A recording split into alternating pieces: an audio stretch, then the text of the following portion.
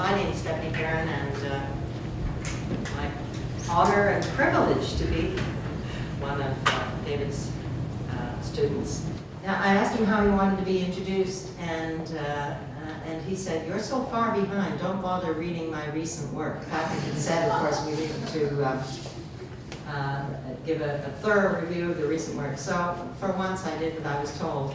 I can assure you, though, I've read his older work, and in fact, when I was in government dealing with cryptography policy, I used to shamelessly copy a chapter that he has in the Rotenberg A-grade book called Technology and Privacy, the New Landscape, because it's the clearest exposition of public key cryptography we're going to find. I can't even pronounce the word. So he's a man of many talents. His work is focused on surveillance and ubiquitous computing in recent years. But today he's going to talk about queering surveillance research. So without more ado, over to you, David. Thank you, Stephanie. Thank you, Stephanie, and thank the organizers of this colloquium series for inviting me to be a part of it. I have to say it's sort of terrifying in a way that most presentations of mine are not, because I know I have to see you all tomorrow and the next day and the next day, and I can't just wave as I get on the airplane and say, really, we must keep in touch. But anyway, here I am, again, grateful to be here. So, I deal with surveillance theory, and I want to talk a little bit about just the field of surveillance theory and what I see some of the issues are that are enlivening surveillance theory and surveillance research today. First, surveillance research is sort of constrained, I think, or dealing with or fighting against certain sedimented ways of framing the subject of its study. There's a lot of, the field is organized in many ways, organized around a few metaphors of privacy, of the panopticon, of Big Brother, of data protection. And it's not that these metaphors are embraced by the scholars in the surveillance community. In fact, they're quite actively opposed or grappled with in many, many ways. And yet, they sort of demand a certain legitimacy, and they organize and constrain the discourse in a way that I'm actually trying to find my way around or out of, not engage, if I can, in that particular way of thinking. Surveillance studies, it tends to suffer from a theoretical conflation of many practices. How is Facebook oversharing similar to NSA data mining? I don't know. I mean, there are ways you can make the links, but they are very, very different practices. And yet, within the field of surveillance studies, there are people studying them and engaging them. It tends to, in surveillance, tends to cleave to this, it tends to neglect the productive possibilities of surveillance. The possibilities of surveillance practice as a mode of knowledge-making, of sense-making, of world-making that might, in fact, be quite engaging, liberating, exciting. And within surveillance practice, the practice and the entities are emergent, they're chaotic. So much is going on in the roisterous hurly-burly of watching, displaying, exposing, recording, evaluating. It's very difficult to get any kind of grasp on it. And sort of related to that are embodied engagement with surveillance practice. It's informed by inarticulate pleasures and fears. We don't quite know what the problem is. We don't quite know why it's exciting, why it's fun, why it's terrifying. My own engagement with this mess in surveillance studies is to explore the intersections among surveillance, spatiality, and identity, especially queer identity. And by identity, in one way I'm following Goffman, as who could not, approaching identity as the sharing, creating, and performing of socially meaningful relationships. Identity mediates between the individual and the social. It's the product both of these exterior relations and also a sense of interior subjectivity.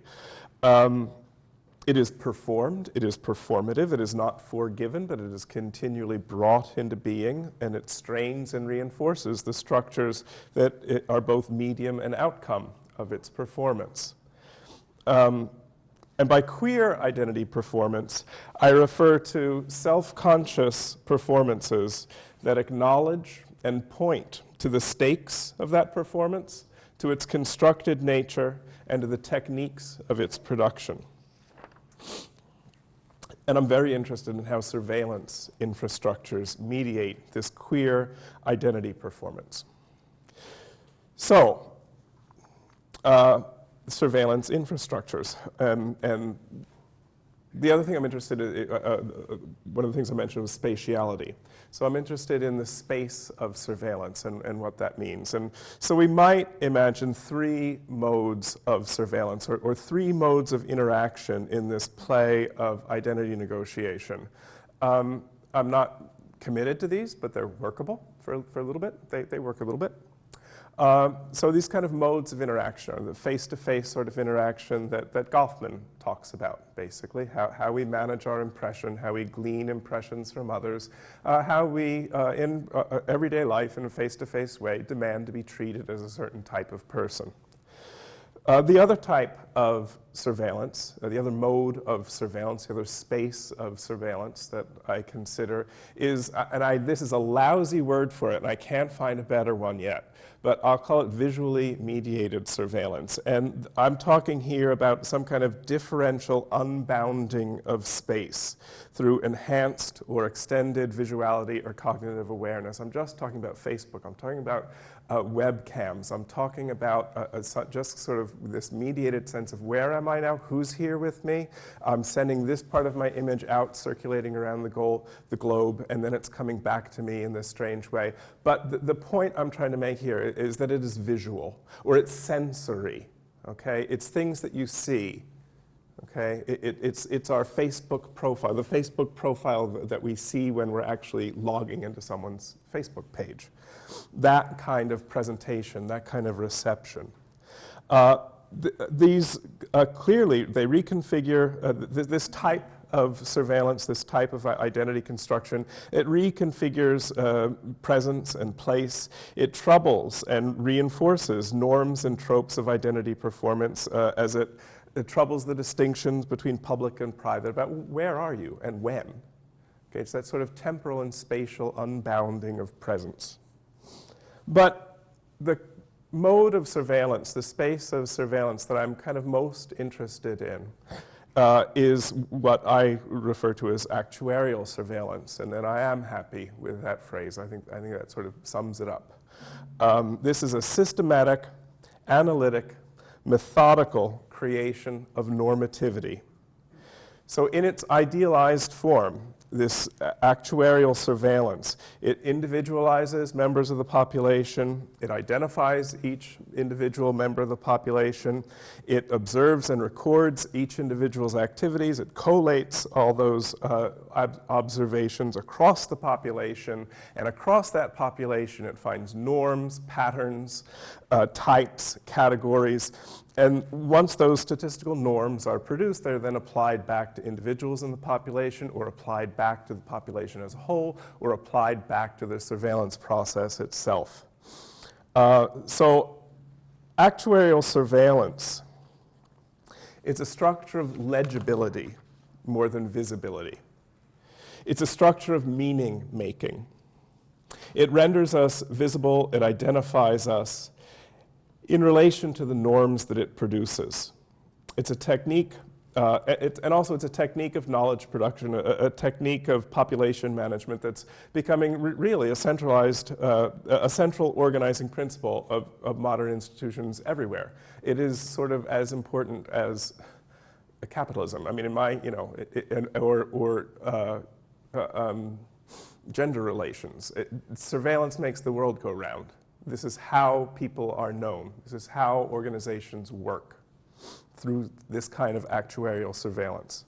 Some scholars refer to this as dataveillance, and I want to just kind of push back on that a little bit or find a way around it, because by actuarial surveillance, I want to resonate with the process of analysis and risk management rather than just this data collection. It's not the fact of the data, it's the fact of that analysis and risk management that I want to point to a lot. All three of these modes, the face-to-face, that sort of the visually unbounded, the actuarial, knowledge-making or surveillance, they're all going on all the time. They refer to each other and depend on each other in quite complex ways. And I find that complexity really very interesting. The third thing I want to talk about is having spoken about identity, having spoken about actuarial surveillance, I want to talk about infrastructures of actuarial surveillance. That is, an attention to the institutions that, in very complex relationships, actually do this work. The work that goes into coercing everyday life into systems of actuarial surveillance, into systems of monitoring and sense-making, and the work that goes into making that work invisible, and the resources that are called on in that work, the economic, cultural, legal, political resources that go into the creation of infrastructures that mediate actuarial surveillance practice. I'm particularly interested in rhetorical resources, rhetorical tropes, and this is actually just me being a little, just because I can't stand it, this is just me being a little ticked off. The cloud, all right, the deployment of the cloud. This is, wait a minute, I'm missing my slides here. Okay, this is, I'm sorry, I should have backed up a little bit. These are the type of categories that are created, the type of identities that are created in actuarial surveillance. All right, these are just demographic categories, Canadian demographic categories of, people like the rural mid-scale who have high rates of going fishing, hunting, boating, and camping, disposable income to buy RVs, snowmobiles, and ATVs. A big date is going to a bingo hall, community theater, or auto race. But these Canadians are better known for their old-fashioned domestic crafts, and group residents rank high for gardening, sewing, and making their own beer. That is an actuarial identity. Okay? Yes, yeah. That is an actuarial identity. Likewise, so actuarial surveillance has been used for marketing for ages, okay, for a really long time. It's also used for fraud control. Now, you can't see it real well, but it's kind of a middle-aged woman, a young grandmother perhaps, having her arm tattooed. And Citibank says, it didn't seem right to us either. And I see this and I think, what about middle-aged women who actually would like to have their arms tattooed? And what do you mean it doesn't seem right? The kind of normativity that goes into this analytic, actuarial fraud control, all right? This is actuarial fraud control. They look for abnormal, the abnormal, the deviant, and say, ooh, and red flags are raised. Since 9/11, 2001, of course, the international security apparatus has taken up actuarial surveillance with a vengeance. And I just love this. Deviations from normal behavior point to terrorists, okay? So this is from 2003. This actually was a torch system. This is actually a bit of a scandal in 2003 when the US was doing this total information awareness stuff. And despite the scandal, this is just all over the place now. They're just being they're a little better at masking it, making it invisible. So the other, right, let me see where I am. Yeah, okay, this is just me barking against this metaphor of the cloud, which is another way. And again, this metaphorical deployment of the cloud is one way that actuarial surveillance, actually, the actual institutions of actuarial surveillance become invisible. This is, as you can tell, the cloud. This is the cloud. This is the cloud. This is the cloud. Such cloud-like images, are they not? One of these days I'm just going to do a global find and replace where wherever it says the cloud, put NSA, NSA, NSA. Right, so this is, and I just want to kind of show another sort of rhetorical moment that I just want to point to. This is Anne Kavukian recently talking, again, about NSA's gathering of metadata from phone calls. And she says, armed with this metadata, the state has the power to instantaneously create a detailed digital profile, detailed pictures of individuals, revealing of religious affiliations as well as your personal and intimate relationships. I just want to point out there the rhetoric of revealing some pre-existing individual and these sensitive things about this individual. And contrast that with something I just read last week. I do not want my information, this is from an article, How I Quit Google. I do not want my information fed into some algorithm that will reveal that people who have considered buying pink glitter shoes and recently visited Berlin are poor credit risks or some such thing. So I like this elaboration of the production of what that analytic process produces, all right? They were not poor. Pink glitter shoes and visiting Berlin was not a category until it was subjected to this sort of analytic surveillance. Focusing in a little bit more, I'm really interested in the clash of these spaces between the face-to-face, the visual, and the actuarial. What's at stake? You know, what's at stake? What's going on when people who use Facebook, the individuals who use Facebook, people like you and me, are using Facebook for that kind of, again, visually mediated surveillance, extending our images in place and time, but it's very visual or sensory, okay? Versus the operators of Facebook who are working flat out actuarial surveillance. They're just finding patterns across the population of Facebook users. What's going on there? An example of this clash of space from kind of face-to-face and this visually mediated stuff is chat roulettes and chat roulette maps. Y'all know chat roulette or Omegle? It's these sort of random chats with a stranger. And I first became familiar with it with Omegle, which is a text-based chat. It was then, anyway. I think it's video now. And then chat roulette became, did video chats and hence, of course, became quite pornographic. And then you had spin-offs like man roulette, which was just men jerking off, basically. And I'll just read this, okay? I'm just going to read a piece that I wrote. I'm taken with the erotics of random stranger websites, like Omegle, which was at first and ever in my heart a text chat. What is it about these sites that open such a profound and mysterious gate to Eros? John McGrath in Loving Big Brother writes about the erotic possibilities of these new topographies, of the delight in the absent present other, the denaturalization of Euclidean space, and how this weaving of suspense and indeterminacy suddenly lays bare our own moral code, leaving us to peek and question and play with it. I'd add to that the evocative context of a deep, pervasive silence, the purity of this one signal, this one connection, textual or visible, between the two of us through the void. I find Omegle deeply and intimately erotic. I am told, you are now chatting with a random stranger. Say hi. So I type hi, and I smile, and I wonder, why are we here? What are we doing together? It's like cruising, the glance, the smile, the faith that the glance and smile are sufficient unto themselves, but also the stirring hope that there might be something else, something more. The mystery of the give and take of making each other and making each other fit from such an undetermined palette.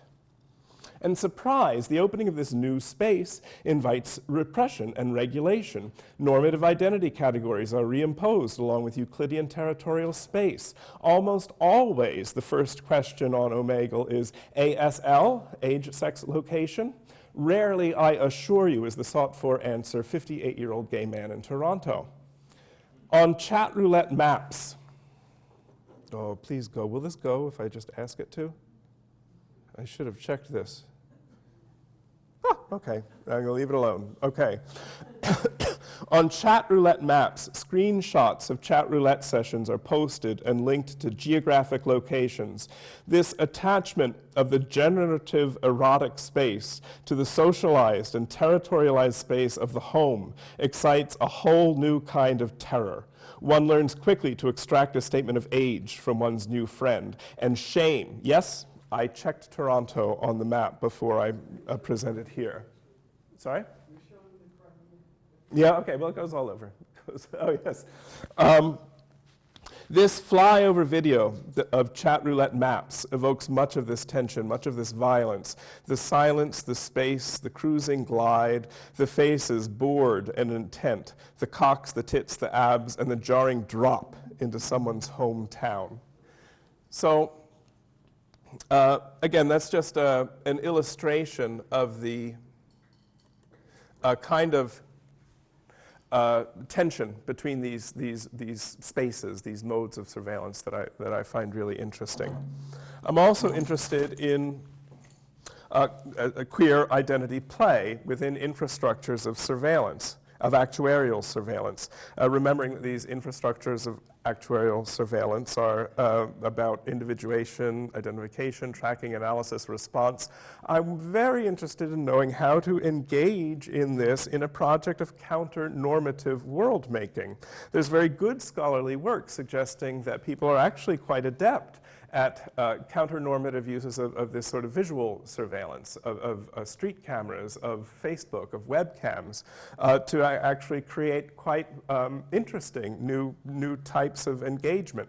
But it's not clear to me whether or how those tactics can be useful in actuarial surveillance. Again, the object of my inquiry is not to halt or oppose surveillance practice. It is how the world goes around. You might as well try to stop the tide, stop the sun from rising in the morning. Rather, it's to suggest how we might engage productively, creatively, libidinally with systems of actuarial surveillance. And further, how we structure information environments to facilitate that kind of engagement. I want to know how to do drag in actuarial surveillance. How do we show the wires behind the smoke and mirrors? What kind, and remembering what I was talking about in terms of queer identity performance, the self-conscious performances that acknowledge and point to the stakes of the performance, its constructed nature, and the techniques of its production. How do we, as we use it, as we engage it, point to actuarial surveillance, point to what it is doing? Because so much of statistics is about obfuscation of the inherent cultural biases in the use of statistics. How do we point to how data is made to mean? How do we maintain queer positions in data valence? How do we play with legibility? How do we play with legibility in systems of actuarial surveillance? So I've been looking at fun ways to, I've been writing about this stuff for many years now, and not to get too autobiographical, but I can't stand writing anymore. I can't stand it. I think Fran Lebowitz had 32-year writer's block or something, and I'm in my 15th year or so. I hate it. Okay? And I've been on many a therapist sofa says, I have a paper due tomorrow. It's sick, all right? And I'm sick of it. Anyway. So I've been looking for some other way to explore this because it is so important. It is so terribly, terribly important. I am more and more certain that this investigation, this critical investigation of actuarial surveillance practice is, it has to be done. And yet, I just, So anyway, so I'm looking for fun ways to do this. So I was looking at surveillance art and surveillance theater. And there is some surveillance art out there, that art that calls itself surveillance art, or that is definitely dealing with issues of surveillance. But it tends to be very much, almost exclusively, I would say. I'm pointing to a gap in the literature here. It tends to be very much about visual Okay, there's lots of stuff about camera players, people who, in fact, would do their music video by compiling shots from CCTV cameras on the street, and do freedom of information requests to get the footage, and then construct their music video out of it. Things like that. So it tends to be about that kind of visuality. Or it's about, if it is about data gathering, if it is about data valence or actuarial surveillance, it's very much about the data gathering moment, all right? Or the access to data, all right? So I want to show you one because I like it a lot. I'm Eric Gradman of Monkeys and Robots, and we're standing in front of my project, The Cloud Mirror, at New Frontier on Main in Sundance Film Festival. If you've ever used Facebook, or you've ever used Twitter, or really if you've ever used the internet for any reason whatsoever, then there's all sorts of stuff about you on the internet. There's like this caricature of you. Now I love living like a comic book character, and The Cloud Mirror is my opportunity to let everybody else live like a comic book character too. So here's what it does. You go up to the registration kiosk and you pick up one of these badges. You log in with either Facebook or just type in your name, your Twitter, answer a few questions, whatever you want to do, and my software will go out online and it will compile a profile about you. It'll go on Facebook, it'll download your status messages, it'll grab your Twitters, it'll even go on the Internet Sex Offender Registry and see if you're registered. It'll look at your IMDb credits. It'll see if you're in the Sundance Filmmaker database for this particular install. It'll do Yahoo image searches on you. What it's doing is it's compiling as much information as it possibly can in hopes of building as complete a profile of you as possible. Now, when you stand in front of the cloud mirror, what you'll see is your face as though in a mirror. But up next to your head, in a thought bubble, will be something very embarrassing that I've fetched off the internet for you. And then, down here in your badge, you don't see this pattern. What you see is like a virtual photo album hanging around your neck, flashing through on your badge, photo after photo, things that, well, you probably didn't expect to see ever again. So I like that. I think that's a really nice, that's a nice piece of work. But the only reason I'm pointing it out to you really is to say, notice it's about data gathering. Okay, it's about access to data. An individual's data, so it's still got this focus on the individual.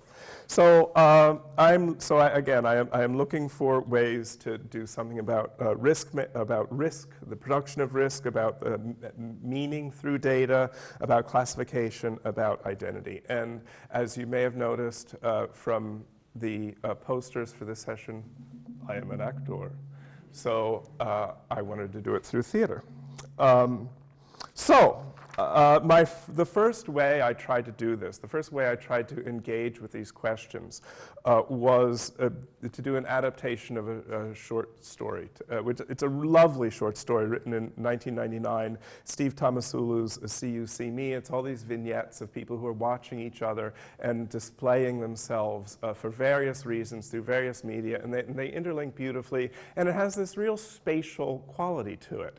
So I wanted to adapt that for the stage, but oddly enough, it was writing, and it was lonely, and it wasn't working for me.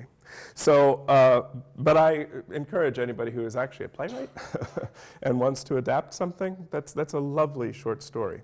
My second try in this was a way to try to knock myself off kilter. One of the things that I didn't like about the adaptation was the characters kept sounding an awful lot like me, saying what I already knew. And I thought, okay, we'll write another draft, and the next draft will be better, and the next draft will be better, and then it'll get less stupid as you go along, but I just didn't have the patience for it. So I was looking for a quicker way to sort of knock myself off kilter and not hear myself say the same old thing. I tried actually to invoke random processes to construct characters that have sort of theoretically informed attributes of these characters, why they would want to be watched, why they would want to display themselves or show themselves, and in what sort of mode of surveillance they were most comfortable. And I would just sort of randomly say, here's somebody who wants to be watched for this reason, wants to see people for that reason, and is happier in face-to-face situations. And then I would actually consult the I Ching, consult the oracle to say, give me a situation, all right? What is the tension? What's the beginning? What's the end? That didn't work either, but but we're getting there, actually. I have hopes for that one. And I actually think I have hopes if I get out of the writing part, because I couldn't write my way out of those situations, but I would like to perform my way out of those situations, or I would like to have actors perform their ways through that situation. And I actually think that could be quite evocative. What I ended up doing was luckily happening into a collaborator, Michael Reinhart, who is an actor, performer, director, and dramaturg, and he was interested mostly in the structure of interdisciplinary collaboration, but he was also interested in surveillance. He looked me up. I was on sabbatical. He was finishing his doctorate. We were having a really a very mutually beneficial relationship, and decided that we would create a collaborative devised theater piece together. So the first thing we did was to think of the research question, and we thought, okay, what are the a very broad research question that we would allow our collaborators to narrow or redirect? What are the traps, the contradictions, the conflicts, the inevitabilities, the possibilities when life is organized around actuarial surveillance? So we assembled a team of collaborators, including a surveillance scholar and actor, that would be me, the polyglot dramaturg, director, performer, that's Michael, an actor, a performance artist, a dancer, a visual and projection artist, and a data wrangler, and a small audience. And except for the audience, we worked together in 4 days of table work. I gave them, very seminar-like, gave them articles to read, gave a little lecture, suggested particular interesting understudied areas that we might want to explore. How our data made demean, how our norms internalized. And this is an important one near to my heart. What are the avenues and pleasures of illegibility, of the unclassifiable, of the outsider, of the vagrant, of the queer? What are the pleasures there? Monty, I should explain this a little bit. Monty was working with a software suite called Isadora. Is anybody familiar with Isadora? It's cool. It allows the programmer to use many different streams of input data to control permutations of many different input streams of visual imagery, and then it would project those permuted images. For example, an audiometer might measure the level of ambient sound, and that sound level would determine the delay in the projection of a live image on the screen, and that live image would be of a dancer. So the dancer could then dance with an image of her prior self. But as the audience got more and more excited by this, the volume would go up, ambient volume would go up, the image would recede, and the dancer's partner would kind of become further and further apart in time. I don't know why you'd want to do that, but you could do that. That's the kind of thing that Isadora does. We worked with network sensors and Arduino programming because we wanted to monitor some sort of audience response and integrate that into the performance environment. In general, so for 4 days we just workshopped this, thinking of questions, thinking of what we were going to do. And then there were 10 days of rehearsal in a small theater. It's the Studio Theater right around the corner here, a lovely little space. The theater administrators didn't like this very much, but we took chalk and just wrote all these questions all over the space at first. What is the background against which we measure aberrance? So again, I want to point out where these directions are really focused into actuarial surveillance, about normativity, about aberrance, about the production of meaning. These questions went from the abstruse to the mundane, you'll see here. How do we hijack actuarial surveillance? And then more into theater, how do we have a show to put up in a couple days? What is the fiction? What are we going to do here? Okay, we got this test, we got this spectacle, this is the structure of the show. And then finally, can I have a pointer, please? We open tomorrow, I need a pointer. So we decided on 2 themes, contortion into legibility and the pleasures of the outsider. And we fixed a title, Work and Play at the Threshold of Legibility. And we fixed a structure of the piece. This is the structure of the piece. There were going to be tests and spectacles. So there were 5 acts. The audience was admitted and enrolled. They were welcome, they were oriented, they were submitted to legibility tests. And depending on the results of those tests, they were invited into spectacles that were designed especially for them. And finally, the cast offered them all a Big Finish blowout. So this is the enrollment process. Elise and I enrolled audience members as they entered. We would offer each a tag emblazoned with a random hexadecimal guest ID. We assured them that the guest ID was not associated with any identifying information, so was not covered, our use of it was not covered by any data protection laws, and so too bad that we're going to go on now, you know. And we would track them through we would track that guest ID through the course of the evening. That's us just getting ready to go. The next part was Netta inviting people in, invoking and welcoming people into the spectacle, into the performance.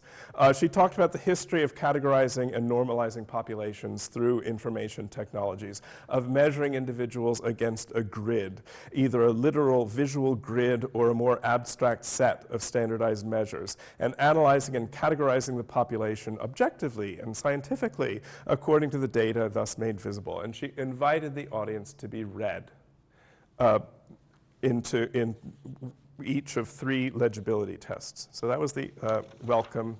Then we had 3 legibility tests. And the point of these tests were that they had to be difficult. The attendees had to be somehow contort themselves into legibility.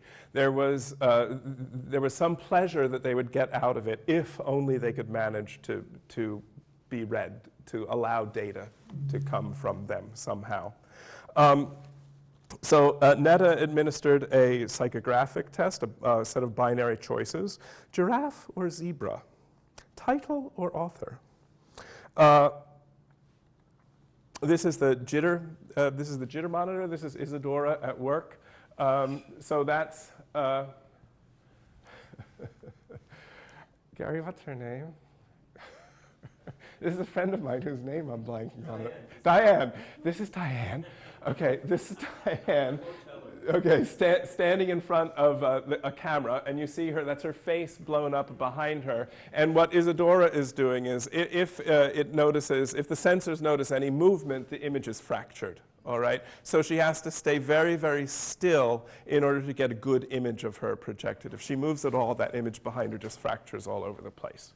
So again, a contortion into legibility. This is Diane, again, at the sarcasm monitor. I never quite understood this one, but that's okay. The participants were asked to recite 3 phrases, like the phrases like, "That looks so good on you." And you were supposed to say it once honestly and once sarcastically. It was actually interesting. It was an interesting little exercise.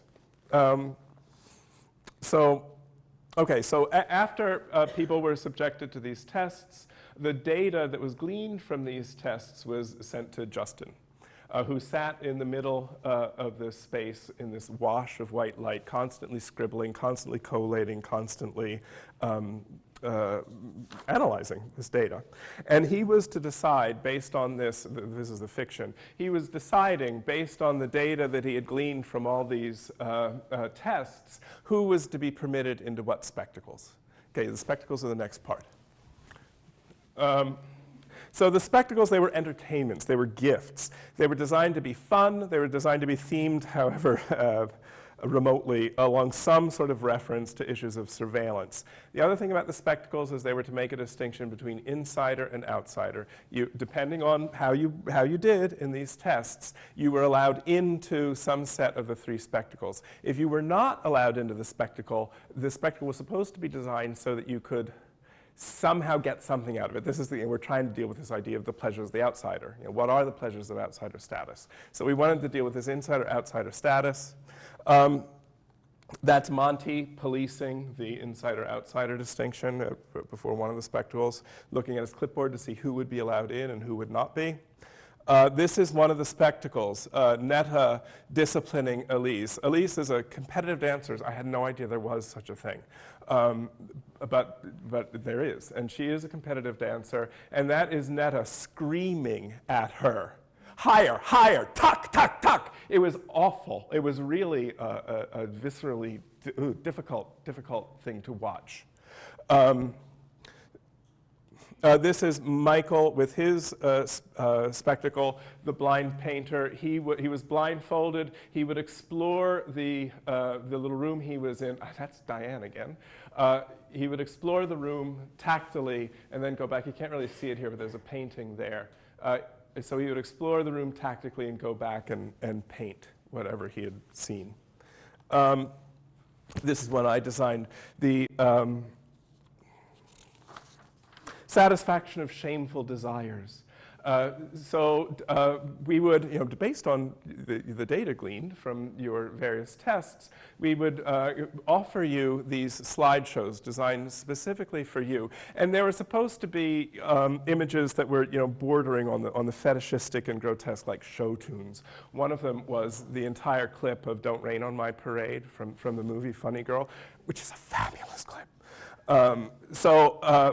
Anyway, or they were images of extreme luxury or scary plane landings. Those are a couple of things we had.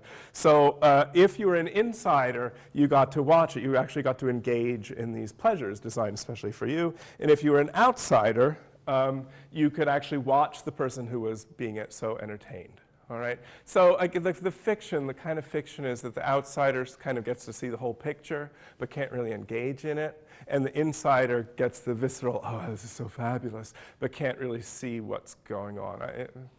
That's the fiction, anyway. And then we finally, again, data gleaning. We analyzed all the data that we had collected about the audience, and we clustered the audience into 3 types. We told the audience what types they were. We identified the attendee who epitomized each type, and we offered that person a special gift that was carefully chosen to appeal to people of that type. We also identified one audience member who we were unable to classify, whom we could only describe as vagrant or queer or other, but we gave them a gift anyway, and that was a slow dance with Michael. And then we finally offered a big finish, that is something for everybody. And what would everyone enjoy but girls dancing the Macarena? And that's Michael's slow dancing with an invisible partner, while all the women in the cast performed the Macarena with a fancy light show. There actually was a point there. It was supposed to be geared to the least common denominator, and it's supposed to be a joke about the least common denominator, and that denominator not being all that common. Who likes it anyway? Anyway, so how did it work? 2 things became really clear to me, both in the development and afterwards. One was that we weren't doing a lot of theory building. We were doing a lot of pedagogy. It was the best seminar I've ever had. It was fabulous that way. Ideas were going hot and heavy, and we were really working with each other. It was more. The other thing is, it was more fun than you can shake a stick at. It was fun. So in terms of the pedagogy, why it failed as research. I do think it failed as research, if I may be so bold. The practice didn't really irritate the theory. There was no theory building here. And mostly this was because we had 10 days, We had 10 days to put up a show. And so after the 5th day of thinking thoughts and stuff, it was like, we need a show, we need a show. Do a show. Do a show. This is the pleasure of the outsider, okay? And so my theory, my understanding of surveillance theory, and sort of was imposed upon this creative process toward the end. It was fine, it was fine, it was fun and all, but I don't, like I said, I don't think, I didn't learn much about surveillance theory doing it. Yeah. So part of that was we had no time. The other thing is we never got data gathering to work. We never worked with live data. Never worked with live data. All the data was smoke and mirrors, even though we spent a lot of money and a lot of time trying to get any kind of real-time data to play back to the audience. It was just beyond our skill. And it just ended up being smoke and mirrors theatrics, which I thought it's interesting that the scholar, I didn't mind that at all. Smoke and mirror theatrics. Yeah. The dramaturg was like, no, we need data. So, it was odd, but there you go. So, but with all those caveats, I left this project more convinced, completely convinced. I am convinced that this kind of theatrical construction is an extremely powerful research method. In 2 weeks, in less than 2 weeks, in our first effort, we were knocking at the back door of surveillance theory and ready to walk in and rearrange the furniture. It was great. It was great. So that's why the funding agencies have to give me more money so I can actually do it right next time. And to do it right next time, that means improvisers. We need new expertise, or we have to sort of change, I think, the quality of the collaboration. We need improvisers and clowns rather than performance artists. I mean, a lot of these people were actually performance artists, which I didn't get what that meant. Until I said, well, you deal with the audience while you're doing your thing.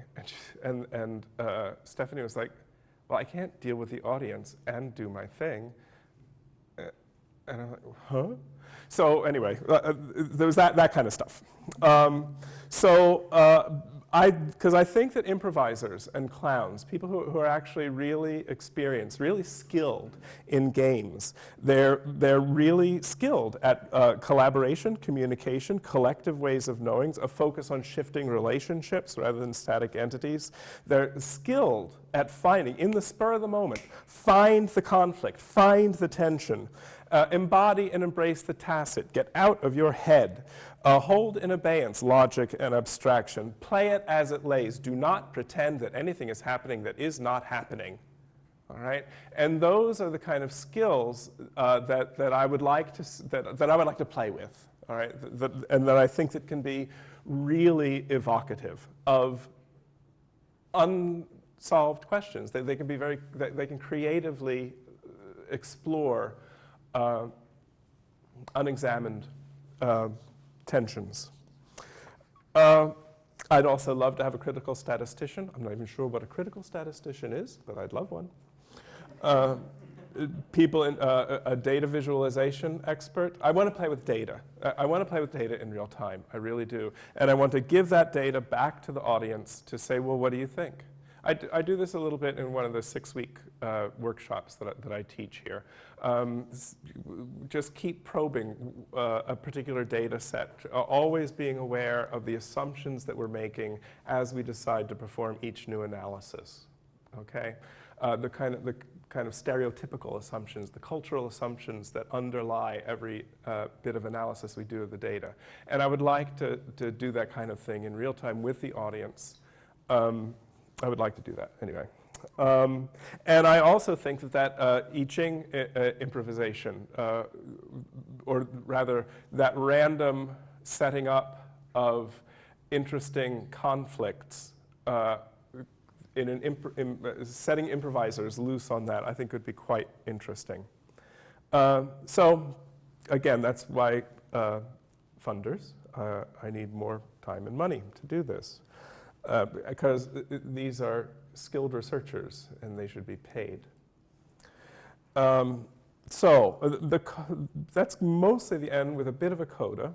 This whole thing is about legibility. I mean, my interest is in legibility. And I'm sort of interested in how this is legible as research. It doesn't make all that much difference to me. I mean, I actually think I can get funding for it. I'm not sure how it becomes legible as a research, how it becomes credible and persuasive. How can we persuade others that anything new has been added to the canon of surveillance scholarship? Can we just say, well, you had to be there, it was ephemeral, it was ineffable? Or must we write monographs that, like this one, describing the method and the findings? And how do we do this? Without subjecting the ineffable, the lively, and the fun to a kind of, desiccating academic discourse. Which is to say, can I please not write this up? Please. But I don't know, so thank you. Did you screen your audience? Could anybody just walk in on the street? And, some of those clips reminded me, they had a kind of 1984 like quality. Yeah. So, we had a fabulous photographer. I mean, some of it is that the photographer was unbelievable.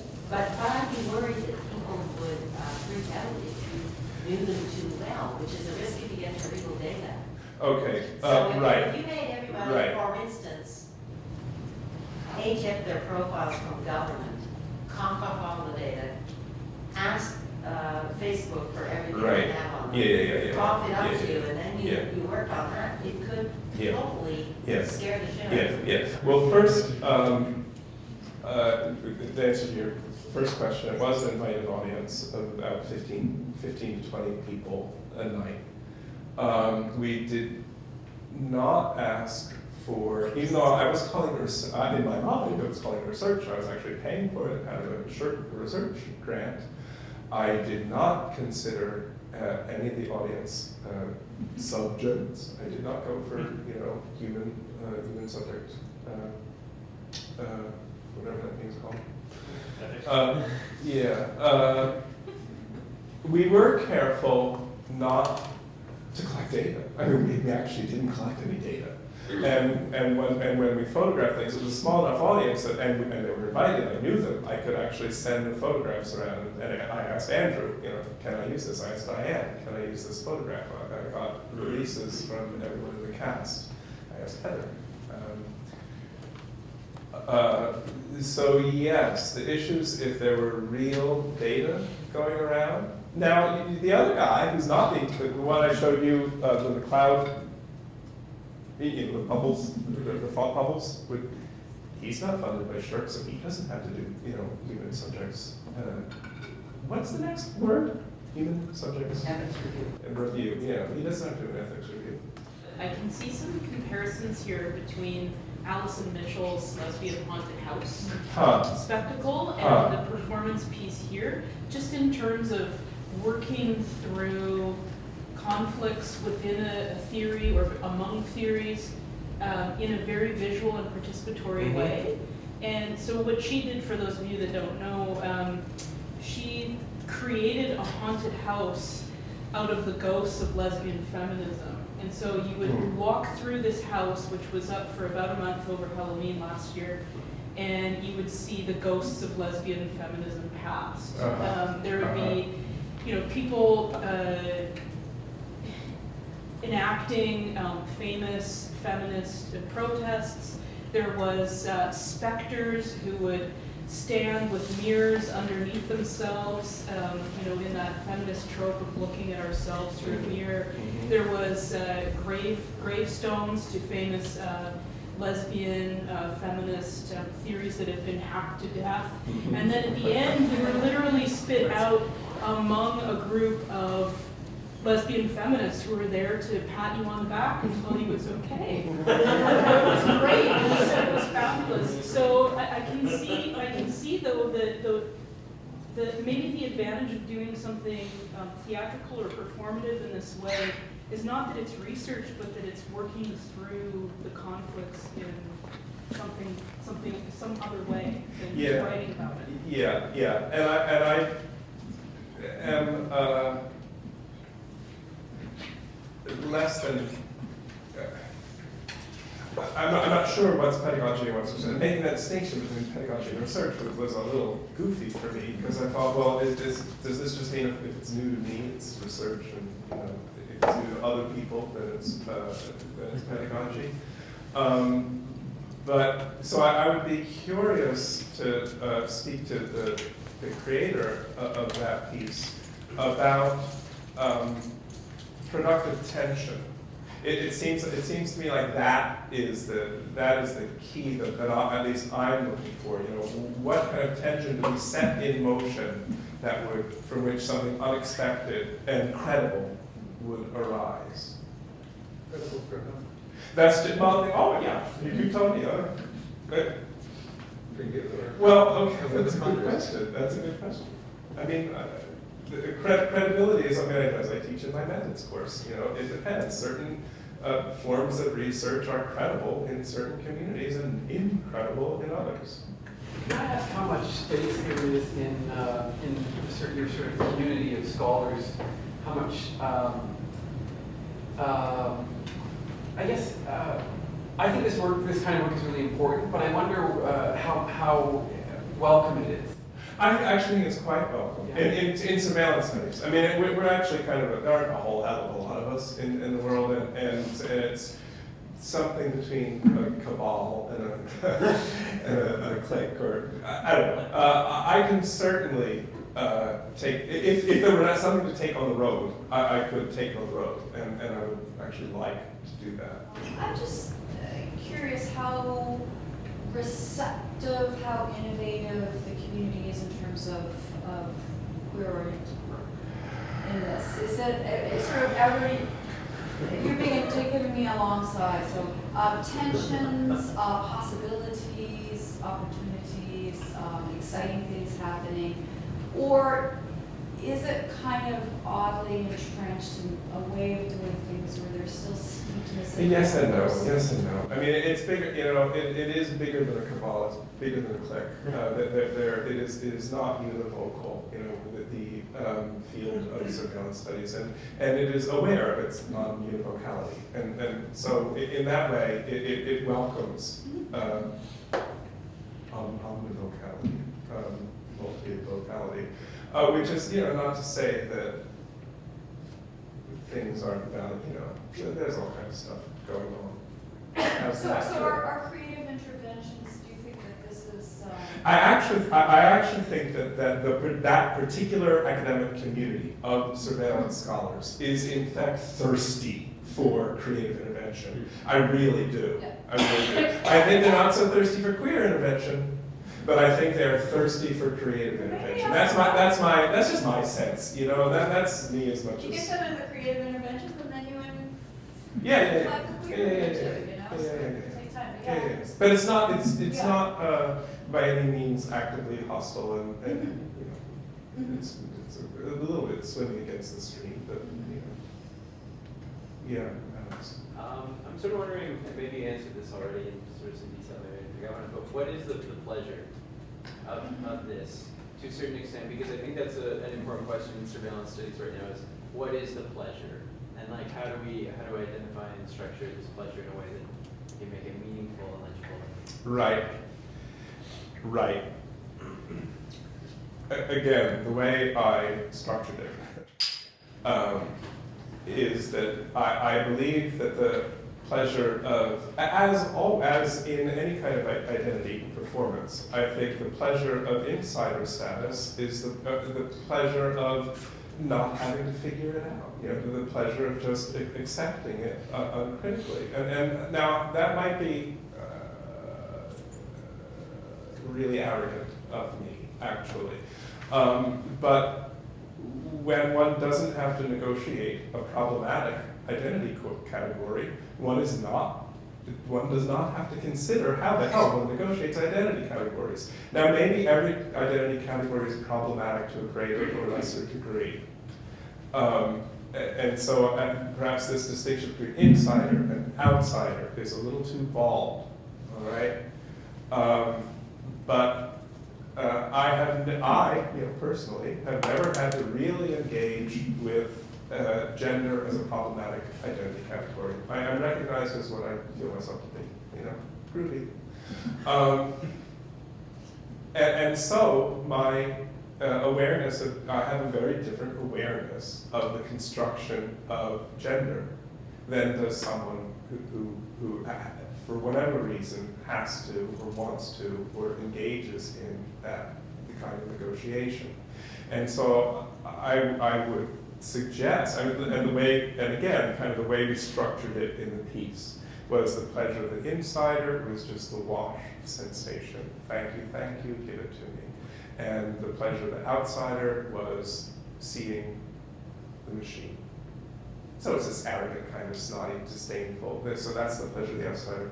Arrogant, snotty, disdainful. Why then are you structuring your scope for the pleasure as entirely being a voyeurism as opposed to exhibition? Yeah, okay.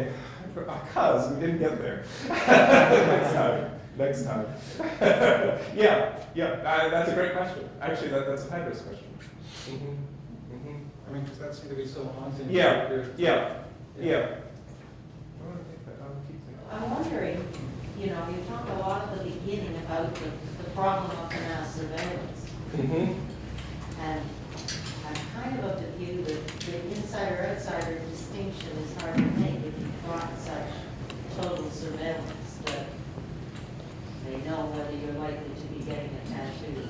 They already know that you're one of the weirdos on this edge and that therefore likely to be a, whatever, you pick a terrorist, old lady getting a tattoo, or somebody who's putting on a play like this, you know? So I wonder about your thoughts on that. I am comparing this to, say, Oscar Gandy's book.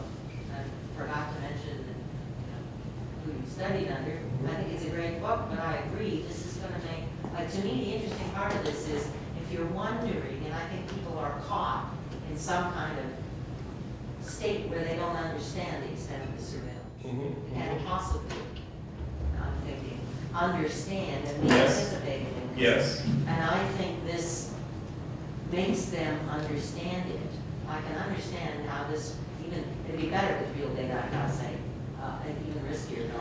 Right. But whereas reading Oscar's book, which is good, I love it. Right. But it's a book about a problem. Yes. This gets people to feel the problem, I think. Yes. Well, let me say just one of the collaborators. I think it was Netta who wrote this after the piece. She said, I began to see how we jump at every new piece of technology to help us see a complex, subjective world objectively. It had never occurred to me how pervasive this idea of legibility is. The question of how we categorize and measure so that things, people, worlds make sense. It had never occurred to me that this, and not the invasion of privacy, was what surveillance was really about. Now,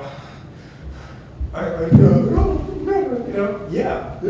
So that's why I say that I have great hopes for this sort of, I didn't call it pedagogy, just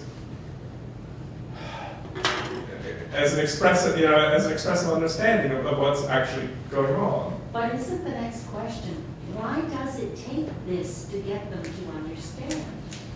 You're not interested in that? No, I'm not interested in it. It's the question is, it's strategically obfuscated. It is strategically obfuscated. That's why. So I'm interested in that one part of the show with your friend Diane, your image behind her dissolving, whatever. Because that part seems to address to me this kind of interplay between, or maybe the interplay between that visually mediated space and the policy actuarial space. And I wondered if you could talk a little bit more about that, especially the way that it seemed like the visual part dissolved when she stayed still and, like, I don't know, the data was being collected or something. So that's how I read it. That's fabulous. I mean, I actually hesitate to respond because it's art. Okay. I'm serious.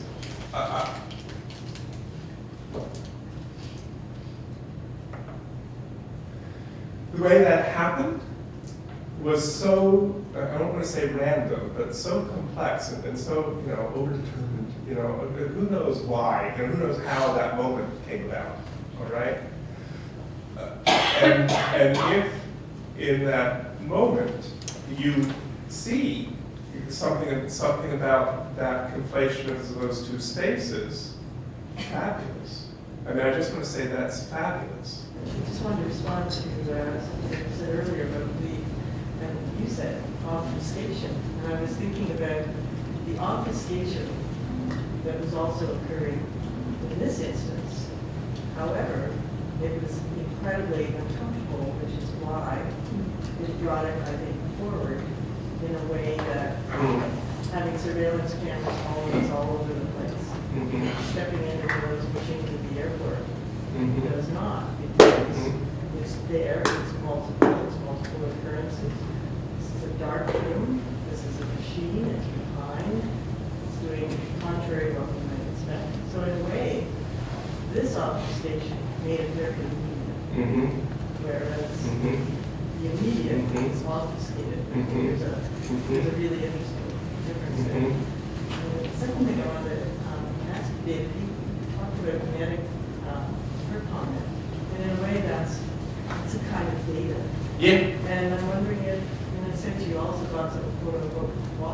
data from the audience itself, and anything that surprised you, informed you, changed you, did anything? You know, I have to say, kind of the only thing I really came out of it, the only review we did was, you know, some chats with friends and things like that. We also had a talk back afterwards. After one of the performances, we had a talk back that was videotaped. I don't know where the videotape is now, actually. And so perhaps I could get something more than that if I did. But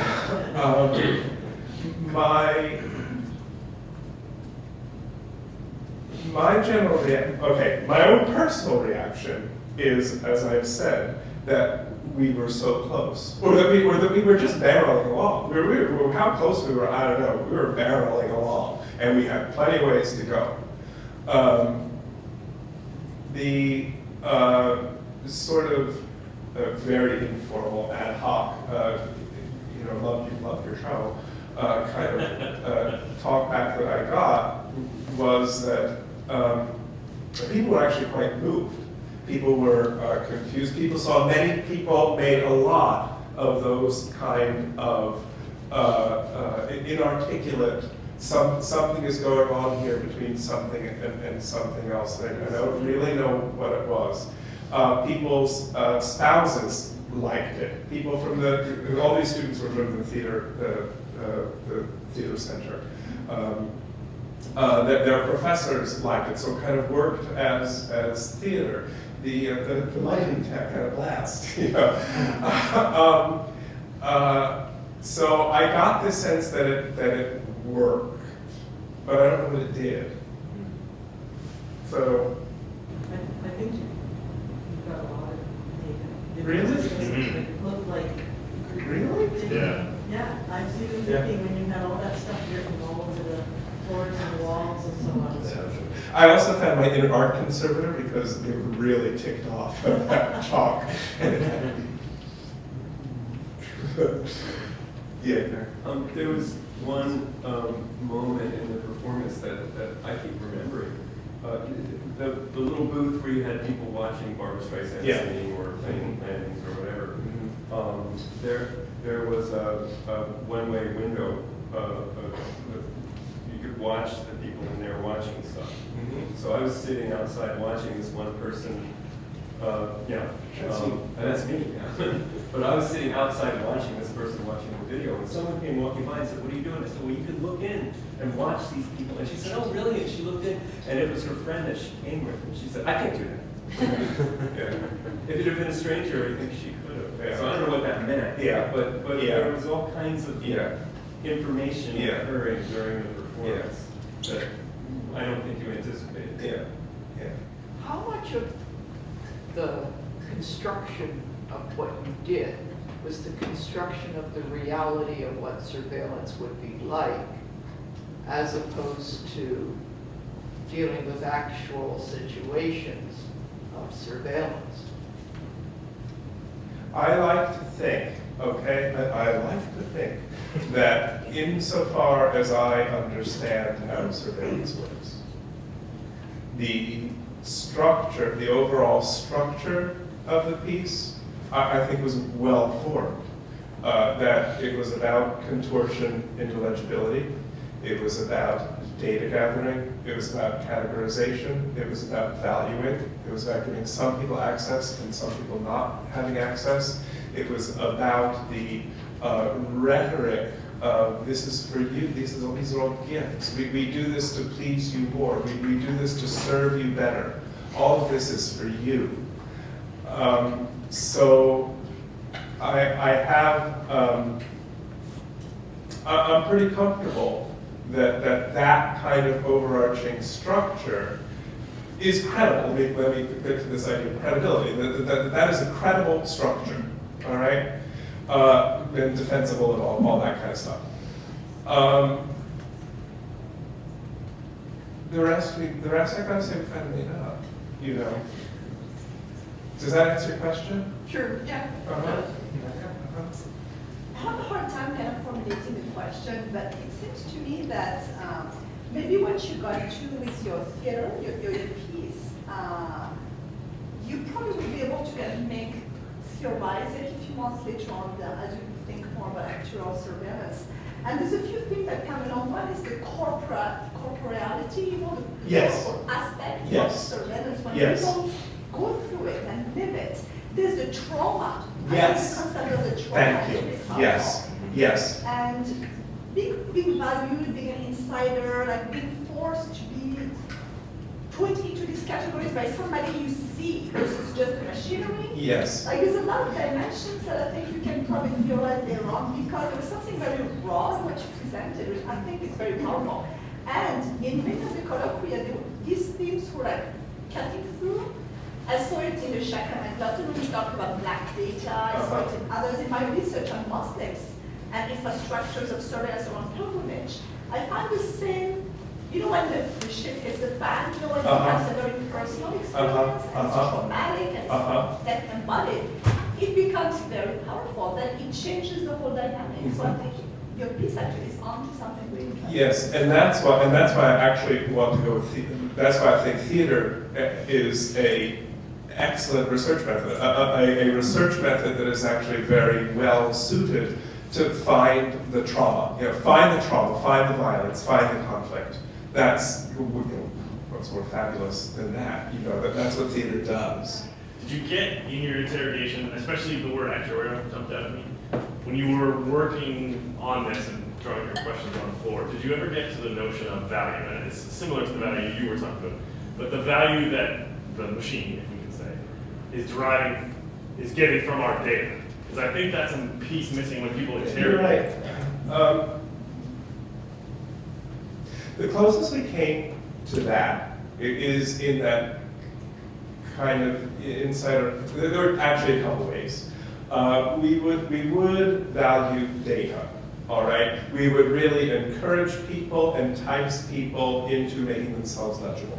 All right, so there were gifts. There was this exchange. You know, you make yourself legible, and we'll give you something back. So there was a kind of value exchange there, and also in the spectacles there was an inherent valuation between the people who were invited in, the insiders, to whom we would give these pleasures, and the others who were just, you know, could you go?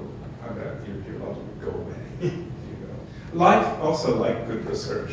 I think a lot of the participants, and I would actually say most of the participants. I mean, I think Meta kind of got it as it was happening, but others who worked on this with me only, you know, weeks or months later said,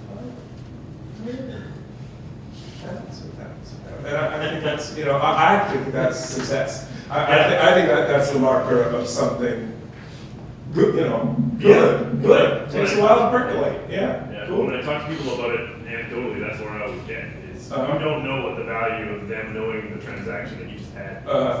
We don't know what that dollar figure is, and I think it would make the conversation much more interesting. And I think, you know, we're capital motivated. Knowing that, I think, would encourage us to have that conversation. Watching the slides from your performance there, it really caused me to think of those almost discrete boundaries that we sometimes try to draw around anonymity and privacy, and how we in that particular context, there's almost a commodity aspect to the privacy with the badges there. Yeah. And I'm wondering what the interplay there was between the exchange of that commodity for almost the exchange of the privacy versus the anonymity aspect of it. And if there's any value whatsoever in thinking of anonymity and privacy as the subject of down papers, right? Especially, you know, with as you noted, the ubiquity of surveillance. Yeah. It's like on and off. The only way we engaged with anonymity at all, really, was to ensure people that there was no person identifying, you know, there was these pseudonyms, you know, they were just being tracked with their random identifier.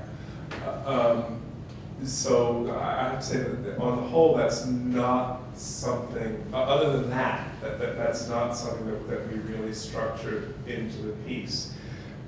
There were a couple times when just sort of actually throughout, as much as possible, as theatrical filler, as flourish, I would try to just throw in privacy stuff for you. Like, we actually got consent at one point. We had terms of privacy policy ripping by on the screen, the 700 lines a minute, and ask us, okay, we need somebody to consent, and bring up a consent button and stuff like that. So we kind of tried to throw in those little in-jokes, and that bit of pseudonymity and non-personally identifying information was just a little bit of a, this too, but it wasn't structurally incorporated into the piece. I wasn't sure at a couple of points when you were going through this, whether in fact the goal was to solve the data and wreck the actuarial model. Because I mean, the easiest way to wreck the actuarial model, speaking as an ex-government person working in this area, would be to solve it with random data, right? So that software piece with the little clouds bubbling up, I thought maybe instead of going out and getting real data, he was making up data that he was sprinkling across the known universe. Yeah. And because the actuarial model is now relying as much on social media data. Yeah. Let me respond to that. First, we made up all the data anyway, right? So there is that. Yes.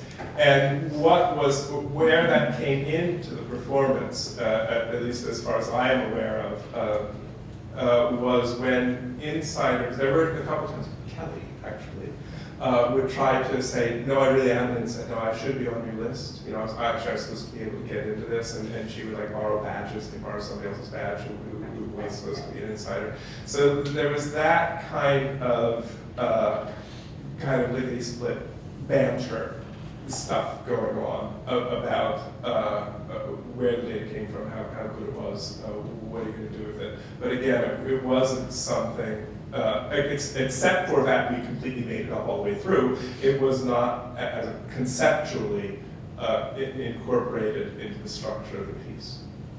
Well, thank you, David. Thank you.